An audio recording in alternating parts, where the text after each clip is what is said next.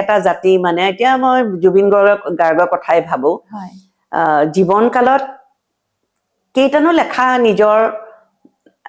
প্ৰতিভাৰ সম্পৰ্কে পঢ়িবলৈ পালে কিন্তু মৃত্যুৰ লগে লগেতো প্ৰায় 2 মাহ 3 মাহ কেৱল তেওঁৰ প্ৰশংসাৰ বাদে একো নাই হয়নে কেতিয়াবা দুখ লাগে ভাবিলে মানে জীয়াই থাকোতে সেইখিনি পোৱা হলে জীয়াই থাকোতে চাগে আৰু বহুত কামেই হয়তো বেলেগ ধৰণে কৰিলে হ'লহেঁতেন বেলেগ ধৰণে হ'লহেঁতেন হয়নে আৰু এটা ভাবো দেই জুবিন গাৰ্গৰ মৃত্যুৱে কিন্তু মোক আৰু এটা শিক্ষা দিলে সেইটো হৈছে যে বন্ধু যদি এনেকুৱাই হয় শত্ৰুৰ কি দৰকাৰ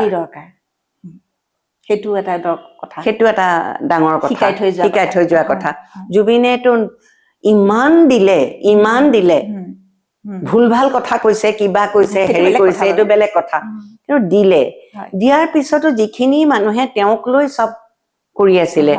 সেই বন্ধু বুলি নিকট বুলি ভবা নিকটতম মানুহেটো এতিয়াওতো সেইখিনি তেনেকুৱা গ্ৰুপ এটা আছে যাৰ লগত সেইবোৰ মানুহৰ সংস্পৰ্শ সেইবিলাক মানুহেও নিশ্চয় এটা গ্ৰুপ আছে